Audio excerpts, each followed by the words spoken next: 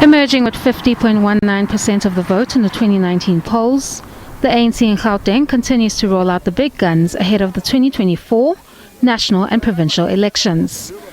The Gauteng structure, however, insists that this is not a sign of panic. We welcome all our leaders in our province. It's not any panic button or what. It's just how we coined it, faced it, so that the campaign at various levels must have various entry points, so that it's relevant, it's interesting, and it's penetrative as well, and it can send a strong message that the African National Congress is taking voters serious, and we're bringing serious people to interact with our voters.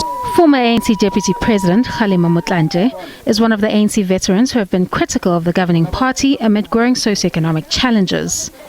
Motlanthe, who is now on the front line of campaigning for votes, says his criticism must be viewed within the correct context. I did make the point that perhaps the ANC has lost the ability to hear the cries and criticisms of its support base, and that perhaps that message would be heard loud and clear if the ANC were to lose elections.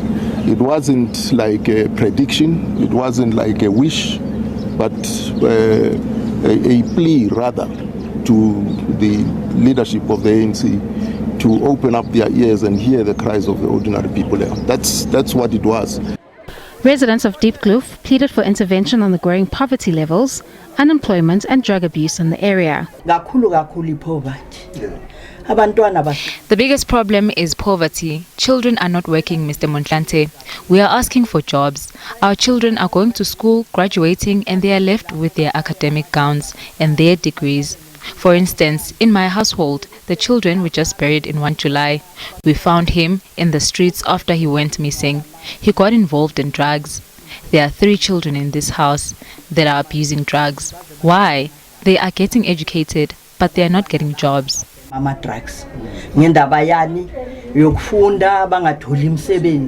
ANC's campaign takes place amid its looming disciplinary hearing of former ANC President Jacob Zuma, who is a suspended member of the ANC, but is also the leader of the newly formed Umkhonto weSizwe party, which is actively campaigning for and contesting the 2024 national and provincial elections.